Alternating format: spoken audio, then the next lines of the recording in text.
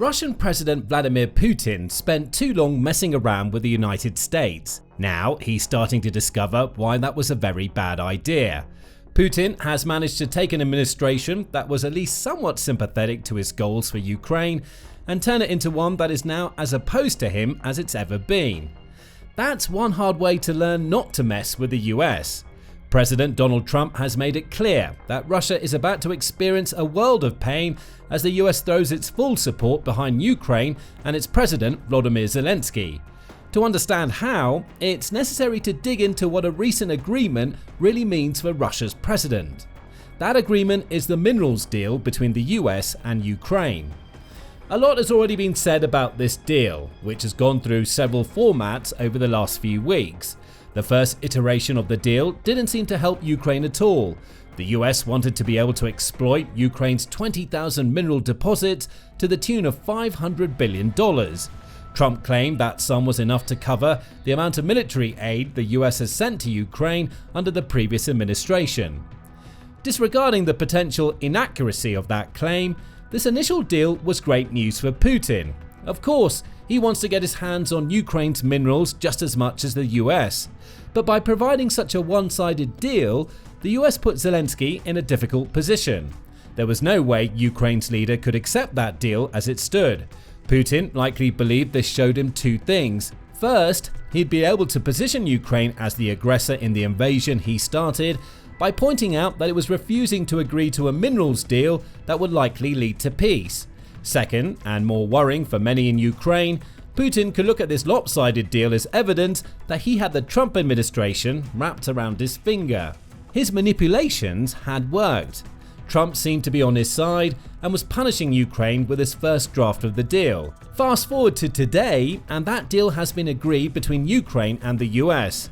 So that's good news for Putin, right? Not so much, because the deal that's been signed bears almost no resemblance to the deal the Trump administration proposed several weeks ago.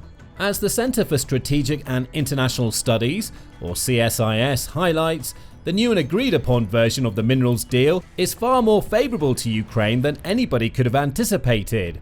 How so? For one, the US has agreed to create a special fund that it, along with Ukraine and Zelensky's other partners, can use to prompt investment into Ukraine. That money will go toward the reconstruction of Ukraine, suggesting that the US is looking toward a future where Ukraine remains a sovereign nation. That's already a big blow to Putin, and the reasons this type of wording matters will be explored later in the video. The new deal also ensures that Ukraine will retain complete ownership of its vast natural resources and the infrastructure it uses to leverage those resources. It'll even have some control over the decisions made about those resources, says CSIS. Again, this is nothing like the initial deal. What started as the US appearing to try and take full control of Ukraine's minerals has evolved into the two countries working as partners to extract as much value out of those minerals as possible. Ukraine will still contribute 50% of the revenue derived from these minerals, likely to the US and its other investors. But the other half of the revenue is now safe. Ukraine gets to keep it. And that means there's potential for hundreds of billions of dollars to be pumped into Ukraine's economy once its war against Russia ends.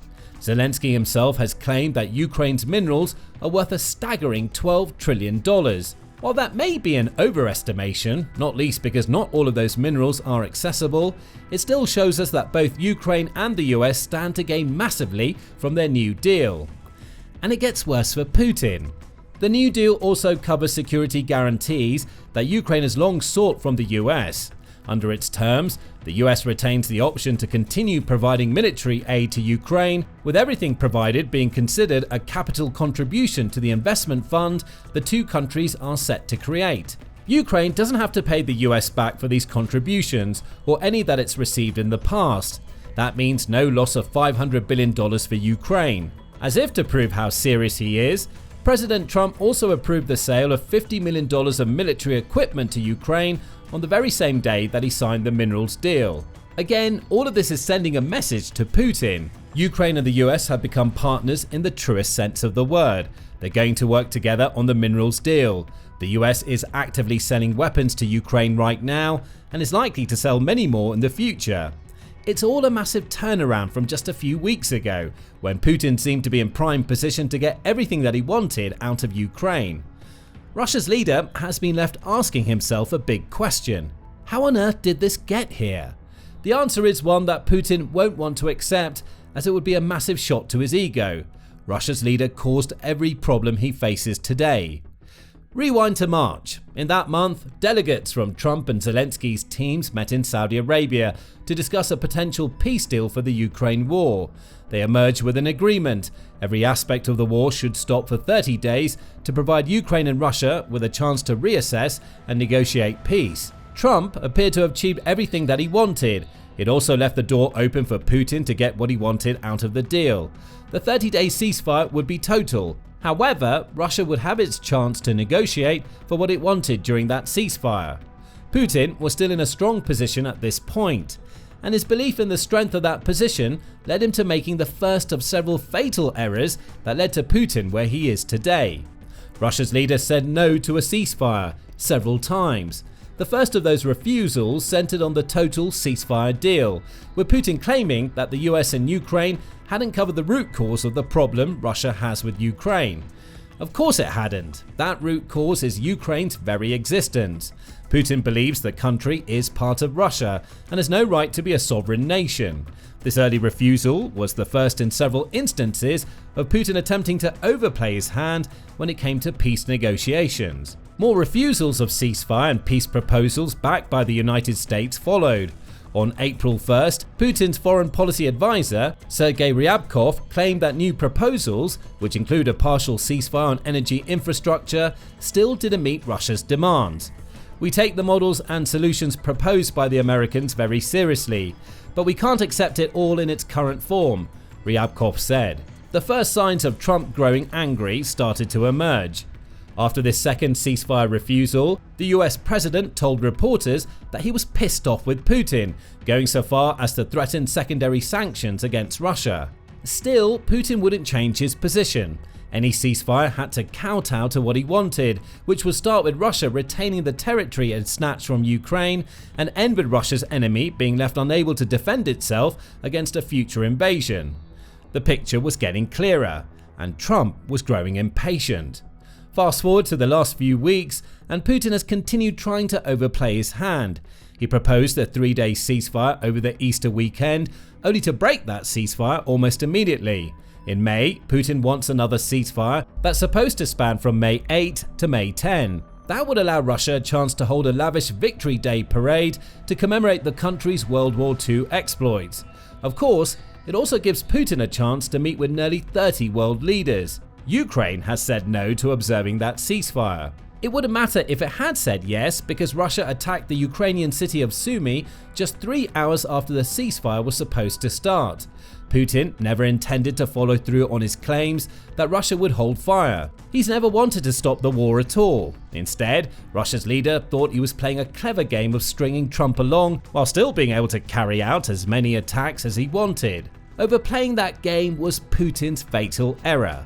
Now, Trump is so angry at him that Putin has lost any support he might have previously had from the US president. That's according to former British military intelligence officer Philip Ingram, who spoke to Times Radio on May 7 about the new minerals deal and the unintended role Putin has played in making that deal happen. The interviewer noted that there's now a sense of nervousness in Russia over whether Ukraine will observe Putin's May ceasefire. Zelensky has already said Ukraine won't do any such thing, warning the nearly 30 world leaders who've gathered for Putin's May 9 parade that Ukraine doesn't guarantee their safety. That's all Putin's fault. And far more worrying for the Russian president is that he's angered Trump to the point where Putin can no longer predict his US counterpart's actions. The one thing that you can say about Donald Trump is he's unpredictable. We had that debacle in the Oval Office where he attacked Zelensky, and then for about 10 days afterwards, all of Trump's team just seemed to bring out the Kremlin line on everything. But it was right around that time that Putin made his fatal error, says Ingram. Vladimir Putin did something that was really silly. He didn't accept what Trump was saying. He then asked for more. and Putin's team put that out. And then we had that infamous picture, or the very famous picture of Trump and Zelensky sitting at the Pope's funeral in that beautiful building, chair to chair, head to head, and a 15-minute discussion that seems to have changed Trump's mind. If he'd just said yes to the initial ceasefire, Putin wouldn't be in this position. But he didn't, and now he's learning the hard way that you can only mess with the US for so long before it responds. In a separate interview, this time held with The Sun, Ingram notes that the wording in the minerals deal reveals just how badly Putin miscalculated his position. The deal that we've got is an inevitable conclusion of the negotiations that are going on. But it's interesting, it's very different to what we had thought was being proposed beforehand. We keep talking about it being a mineral deal, but actually it's come out as a US-Ukraine reconstruction and investment fund that includes the mineral capability in it, but takes away all of the things that Ukraine was having real difficulties with. For example, the US having total control over it. They don't have that. Ingram also highlights how the deal isn't tied to any sort of debt, and that the wording means it effectively amounts to the US agreeing to work with Ukraine to find the funds it needs to rebuild and redevelop. Think about what this means for Putin, given what Russia's leader believes is the root cause of his invasion. Ukraine doesn't exist in his mind, yet now he's looking at a deal where Ukraine not only asserts that Ukraine is a sovereign nation, but that it's going to do everything it can to encourage investment, allowing that nation to grow stronger.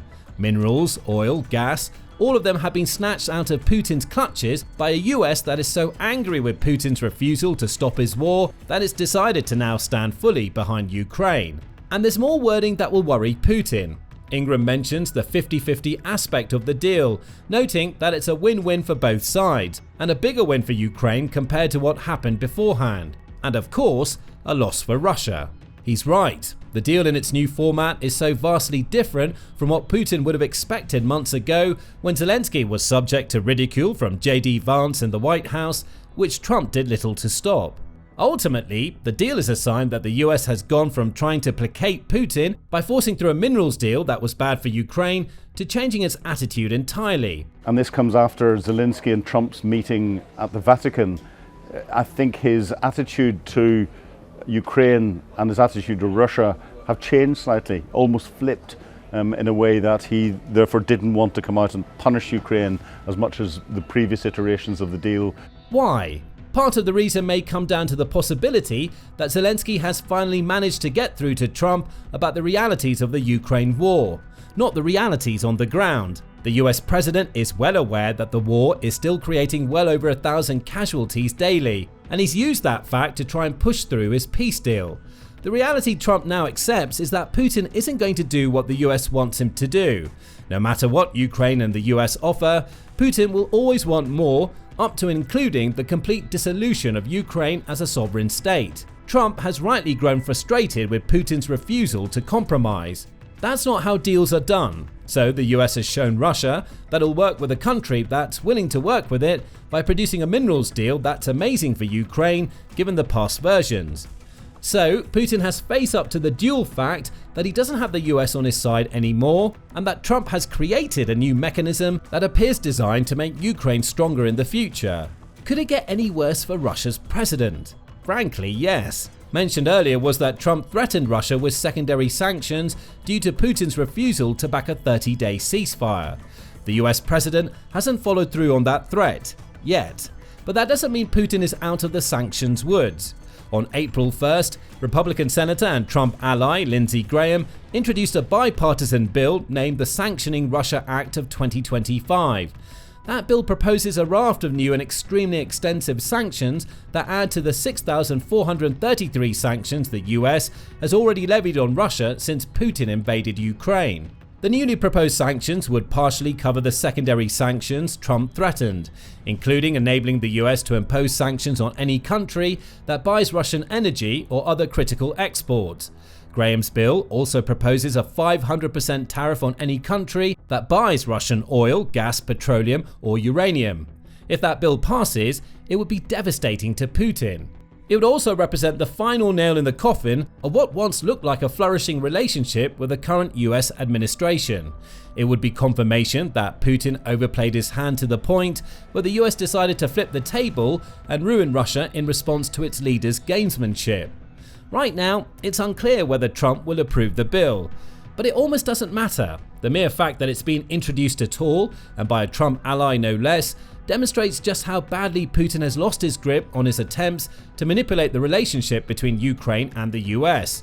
To make matters worse for Russia's leader, the European Commission also proposed a 17th package of sanctions about a month after Graham introduced his bill. Even if Russia manages to avoid new US sanctions, it's still going to get bitten by European Union sanctions targeting several individuals and over 100 ships linked to the country.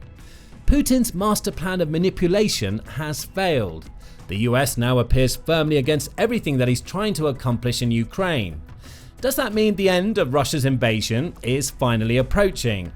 Sadly, it appears the answer is likely no. It's true that Russia isn't going to get what it wants via negotiation, especially now that the US and Ukraine have their new minerals deal.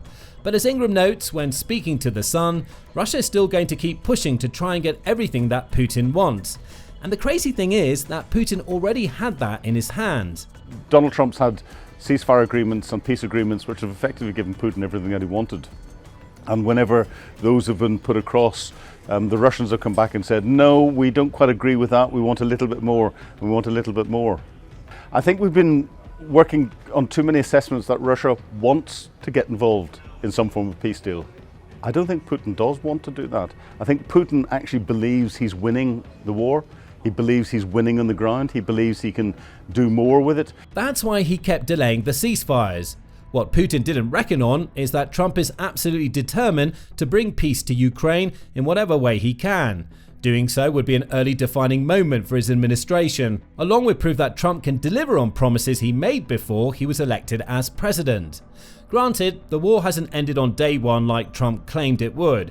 Still, the fact that Trump is still pushing for peace when Putin has made it clear that he wants to keep fighting may have been unexpected to Russia's leader. Putin thought he could string Trump along for as long as he wanted. Instead, all he did was anger the US into making Ukraine stronger. There's only one caveat to all of this. The new minerals deal is going to take a while to put into place. I think it's great to theoretically think that this will help deter Russia from attacking. And I think in the short term, when Donald Trump is president, it will make Putin have to think again about what he does. But it's going to take a number of years to try and start to implement this deal, because there's not a lot of detail in it. Putin's plan may be to take Ukraine before the deal can be put into practice. The world can only wait and see if this backup plan has any chance of working, especially given that the minerals deal that Putin himself helped create by angering the US appears to offer Ukraine some form of security guarantee. But what do you think about the new minerals deal and Putin's failed manipulations that allowed it to be created in its current form? Has Putin massively miscalculated how much influence he has over the US? What does the deal, along with America's proposed sanctions, mean for the future of the Ukraine war? Share your thoughts with us below, and remember to subscribe to The Military Show for more up-to-date news and information about the latest Ukraine war developments, the Middle East, and other conflicts around the globe.